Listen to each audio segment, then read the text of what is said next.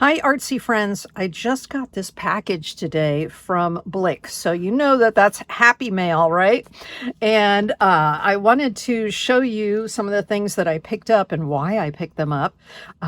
For one thing, you can see a bunch of gouache here as well as my Caran Neocolor IIs. But let me talk to you a little bit about the gouache first, because right now Winsor Newton has this really cool thousands of artists. It's a mail-in piece of art that you make on a postcard, and they were giving this away for free at Blick if you bought some Winsor and Newton products, the watercolors, or the gouache. So isn't that funny? I went to Blick because I wanted this, and this. Let's see. Does it say how many are in there? I don't see, but they are blank postcards. The cool thing is one of the postcards has it's already postage paid to go to England to Winsor and Newton, and then they enter you into thousands of artists. So lots of artists have sent in their mail. I just think it is so cool.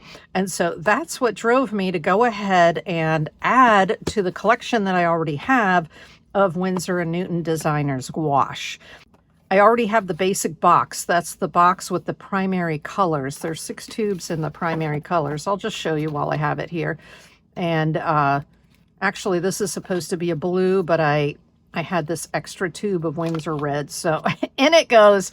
Anyway, this is the designer's gouache primary set, which I've had for a long time, and so I decided to put some new ones in with it. One thing, this is a zinc white that comes in the set, and I just found when I really want white to sit on top that I needed to get a permanent white. So I did get myself a permanent white. There are actually a couple of tubes in here. I got a permanent white because I want the stronger for just sitting on top when I want those white, super bright accents on top. And then I got myself a yellow ochre because it's one of the colors that I feel is essential to a good mixing set is yellow ochre, as well as an ultramarine blue, because the blue that comes in the basic set is what they call a primary blue, and it is not as dark as this ultramarine blue. I like to put the ultramarine blue and the yellow ochre together and get my deep greens. Then I also picked up a burnt sienna because I like to use the burnt sienna again with the ultramarine, the dark blue, to get dark shadows with. And then I saw this, which I was like, oh my gosh, that looks like a beautiful set. It's called the Botanical Colors Designers Gouache from Winsor & Newton. Here's on the side what the colors are that are in here. So this is a set of 5 tubes. These are all 14 milliliter tubes, which is a good size. It'll last you for a while.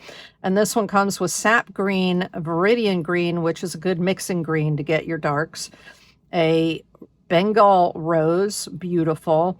Now, one of my favorite colors is the opera pink in both the watercolors and in this case, I'm going to try it out in the gouache. And then this is a blush, pale rose blush, they call it. So that was the set that came in this botanical series. And now I feel like I have a really good selection, especially for doing florals or landscapes, together with the primary set. I think this was a good adjunct for that, and I'm looking forward to that. So I will go ahead and swatch these in a different video for you, okay? And then I will also paint my postcard in a different video for you. And then here we have some what I like at Blick in particular is that you can buy these Caran Neocolors in individual colors. And so I already have the Neocolor II set of 15. And so these are looking good. I happen to have a spare gray that showed up from somewhere. But so I looked at the colors that were in this 15 color set and then decided what additional colors I wanted.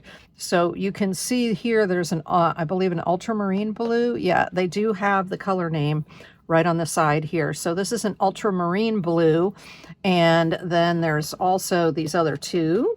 So ultramarine, cobalt blue, and then like a turquoise. Yep, turquoise blue. So these are the three colors that come in the 15 set, but I wanted to get some darker ones. So this one is a sapphire blue, and then, which is a little more brilliant, a little more punchy. And then I went for the Payne's gray because I wanted something super light and super dark, right? I'm always looking for light, dark midtones, right? For when I'm drawing or painting. And so these are going to be the adjunct colors. I actually ordered off of Amazon some tins that I'm going to try out to make it easier for me to carry with me these additional colors in a new tin. So when the tin comes in, I'll show that to y'all.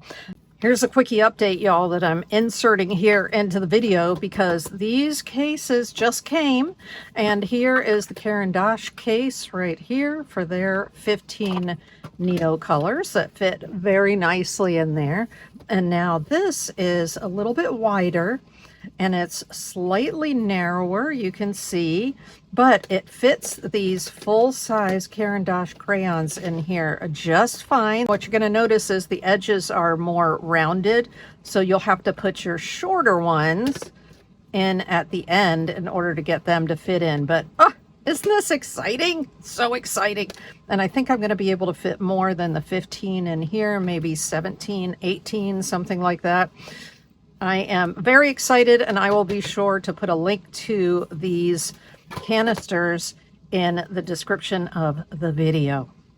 Now, some other colors, there's a scarlet, orange, and a vermilion here, but I wanted to get something that looked a little more rusty. So this is saffron, and then I wanted a lighter color here, which is apricot. So when it comes to the oranges, for instance, if you look there, dark, medium, light, right?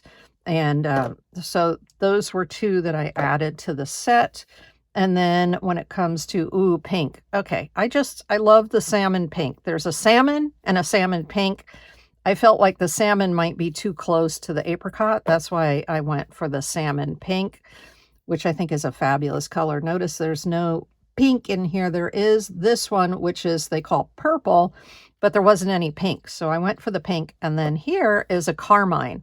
So this is alizarin crimson, which has that sort of deep carmine color. So again, looky here, we've got our our purple, our crimson. So to me, that would be dark, mid-tone, light, right? In that sort of pink area. Always looking for that range.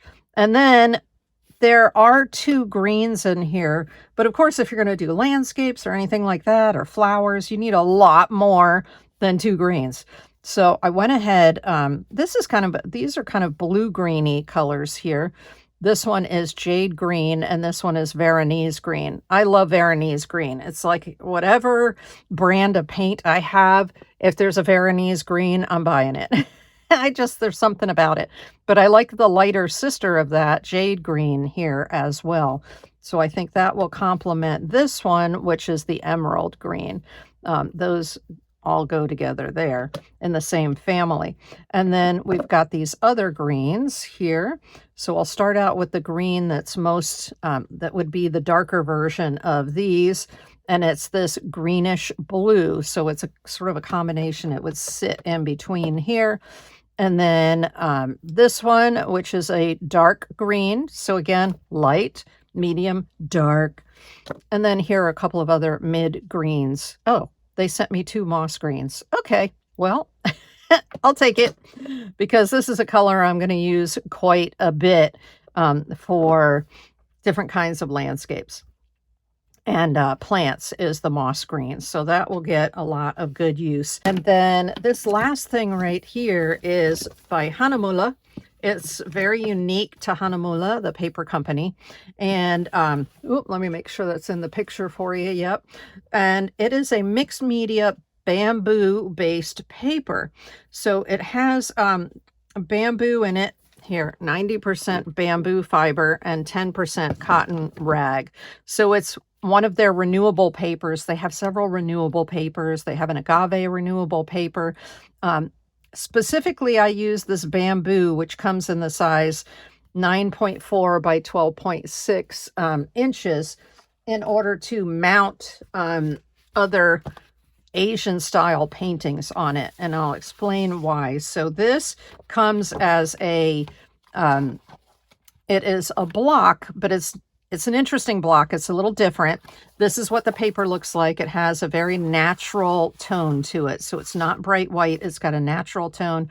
Gorgeous to work on by itself.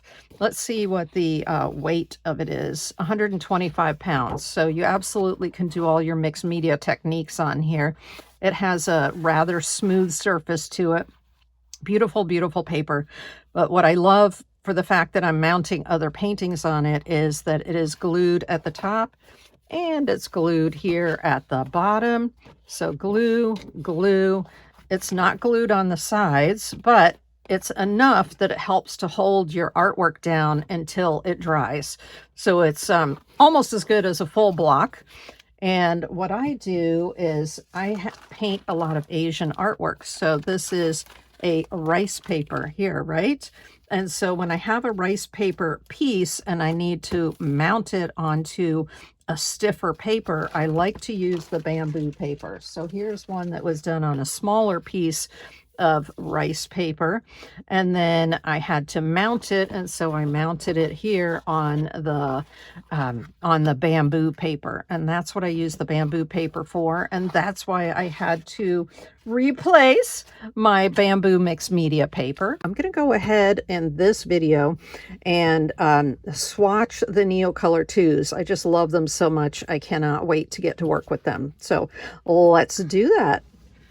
Now, on the Caran website, you can print off a color chart for Neocolor II, and I'll put a link to it in the description of the video.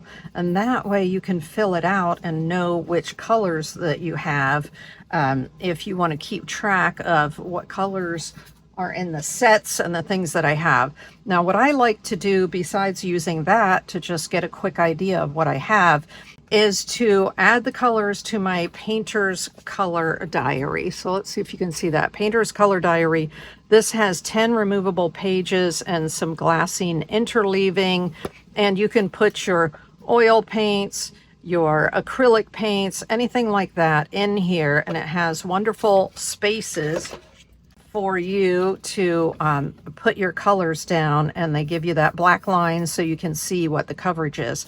Now, what you're seeing here is I started a page already for the Neocolor II, and that was from the set that I have here. So I'll have this linked in the description of the video, and I'll also have a link to over at Blick, so that if you want to buy some individual colors like I have here, then the link will be there for you. So these are the colors that are in this, in this basic set. There you go. That I just showed you a minute ago. And for the white one, I just put some black on there, and then with a marker, and then rubbed this over top of it. Now the Neocolor II, there are aquarelle. That means that they are water soluble. I also own the Neocolor ones, and those are not water soluble, and I like to use those to scribble on top of my my mixed media artworks so that the color doesn't move if I use some more water-based media on top of it. But for these, let's go ahead and put these other colors out here. Now, there are only 3 spaces for greens, and I bought these 3 greens plus these 2, so maybe I'll go ahead. Oh, I see I have some blues here too. Okay, we'll just continue with the, what do I have for blues? I have this one and this one. All right, let's go ahead and put these 2 up here. This one is the sapphire blue. The nice thing is there is room here for you to write underneath there. So let's get a marker. And this one was the sapphire blue. So you would just write here. And then each one of these has a color number on the bottom. So this is color number 150. So that is the unique color, 150. There we go. So that I can keep track of it. Now what I've been doing in this book, the color diary, is putting it full strength right there so I see what it looks like.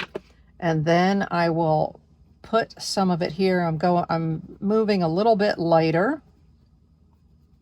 And then I'm going to add water. So that's going to show us what does the color look like when it's activated with water. Ooh, okay. I'm in love already. That was a good choice, right? Looky there.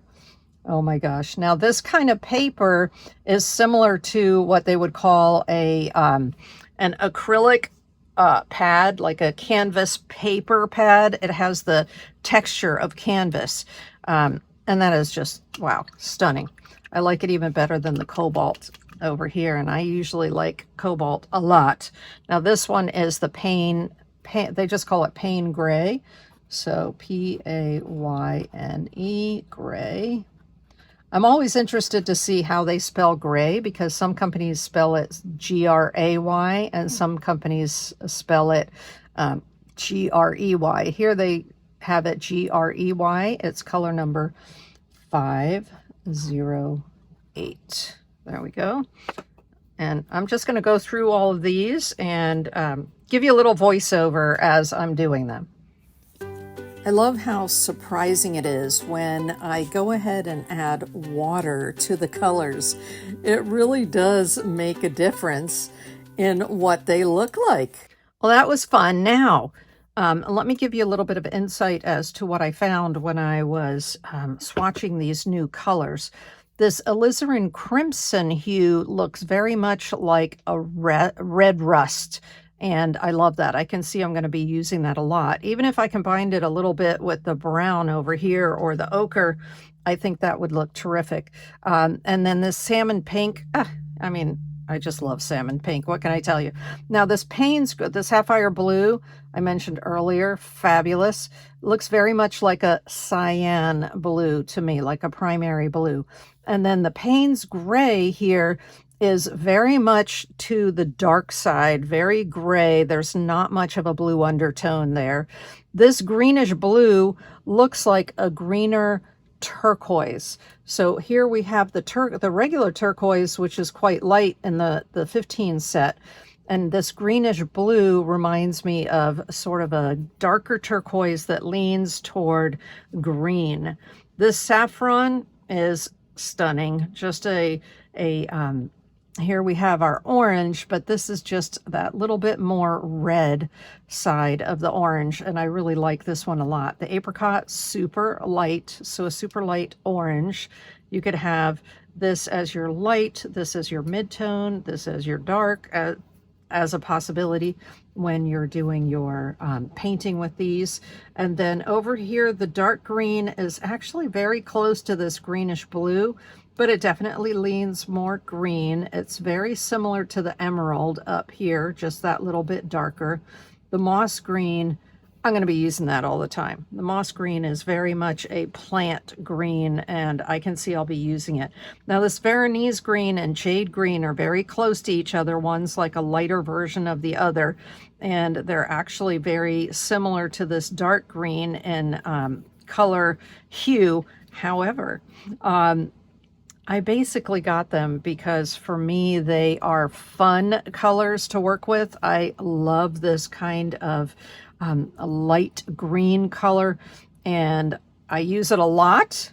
I enjoy it. It's not necessarily a good mixing color like some of these other ones were if you wanted to layer them and mix them together, but I love these colors. I can see I will use them a lot together with the turquoise and the greenish blue. I'm excited to get started with them, but I will do a project with these in another video. So watch for that, and thank you for watching. I hope that you will go ahead and like the video and subscribe, and I will see you on another one. Bye-bye.